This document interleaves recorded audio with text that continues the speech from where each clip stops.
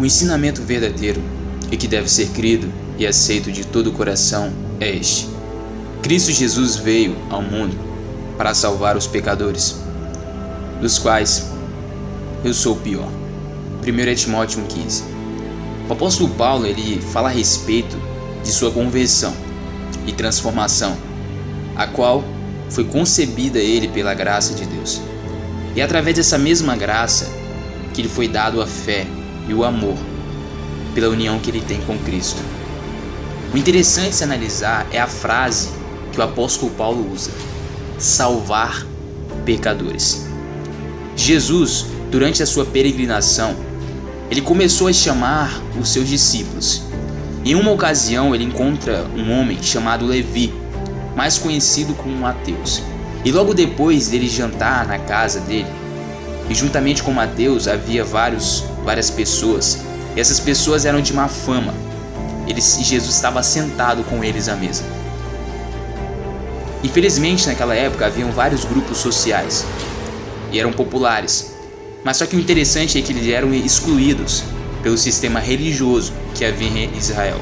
Os chamados publicanos, prostitutas, gentios, doentes, eles eram enquadrados naquela época como impuros e pecadores.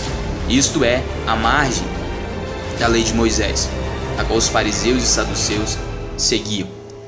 O publicano, particularmente, ele era humilhado pelo sistema religioso. E pelo sistema político, ele era agido como um instrumento de coleta de impostos, que na realidade ele era explorado pelas elites abastadas, a classe social rica, que o usavam como instrumento para que eles enriquecessem cada vez mais. Os inúmeros critérios de exclusão servem para afirmar a superioridade e garantir os privilégios de um grupo, no caso, esse grupo político. E Jesus, ele vem remover essas barreiras, libertando e promovendo estes excluídos. Os impuros e pecadores eram absolutamente excluídos da mesa dos fariseus e dos demais chefes religiosos. O estar à mesa naquela época, isto é, compartilhar uma refeição, era um gesto profundo de comunhão e intimidade entre as pessoas. Observe o que Oséias diz: misericórdia é que eu quero, e não sacrifícios. Oséias 6,6. Jesus vai inaugurando e consolidando sua prática renovadora para um mundo novo, onde a justiça, o amor e a paz prevaleçam.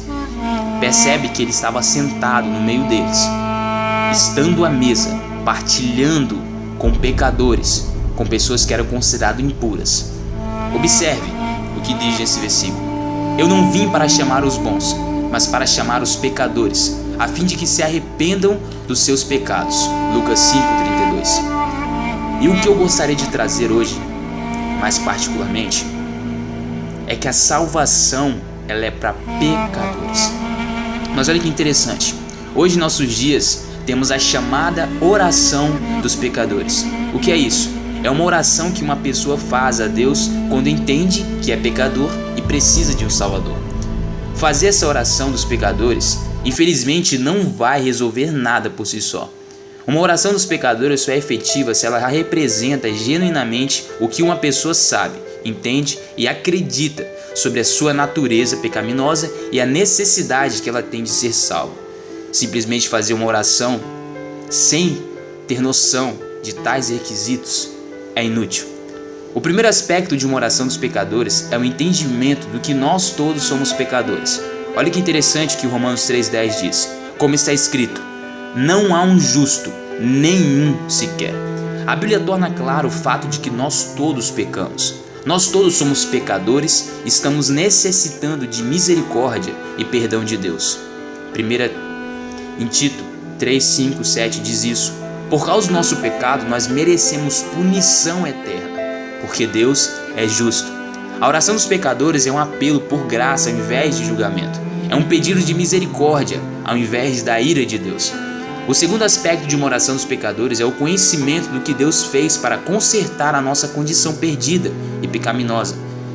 Preste atenção, Deus se fez carne e se tornou um ser humano na pessoa de Jesus Cristo. como você vai ver em João, capítulo 1, do verso 1 ao 14. Jesus nos ensinou a verdade sobre Deus e viveu uma vida perfeita e sem pecado. Jesus então morreu na cruz em nosso lugar, levando a punição que nós merecemos. Jesus ressuscitou dentre os mortos para provar a sua vitória sobre o pecado, a morte e o inferno. Por causa disso tudo, nós podemos ter nossos pecados perdoados e a promessa de um lar eterno nos céus. Se nós simplesmente depositarmos a nossa fé no que Jesus Cristo fez, no mérito dele na cruz. Tudo que você precisa fazer nesse exato momento é crer que ele morreu em nosso lugar e ressuscitou dentre os mortos. Podemos ser salvos somente pela graça, somente pela fé. Fé em quem? Em Jesus Cristo. Efésios 2, versículo 8 diz: porque pela graça sois salvos, mediante a fé. E isto não vem de vós, é dom de Deus. Fazer a oração dos pecadores é simplesmente uma maneira de declarar a Deus que você está confiando em Jesus Cristo como seu Salvador. Mas preste atenção, orar e não ter noção do que Cristo fez, da operação dele na cruz, ao escândalo da cruz, o que ele fez, é inútil. E há só uma maneira de receber essa salvação. É apenas a fé na morte e ressurreição de Jesus que pode te salvar, que pode nos salvar. Se você entende que é um pecador e precisa de salvação através de Jesus Cristo, aqui está uma oração dos pecadores que você pode fazer a Deus.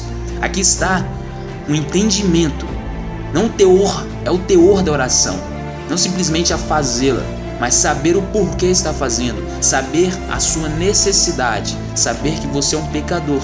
E se não houver arrependimento, você estará condenado diante de um Deus justo e santo.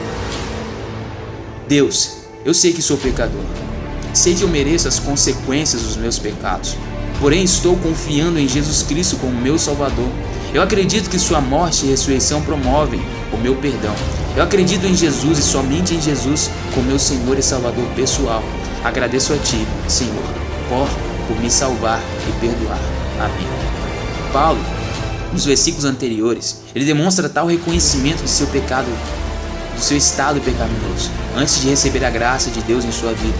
Um homem que antes dizia blasfêmias contra Deus e o perseguia e o insultava, passa a ter a fé e o amor que antes achava possuir, mas não possuía. E agora se encontra em um estado vitorioso diante das antigas adversidades e proclama dizendo: o ensinamento verdadeiro e que deve ser crido e aceito de todo o coração é este: Cristo Jesus veio ao mundo para salvar os pecadores, do qual eu sou o pior.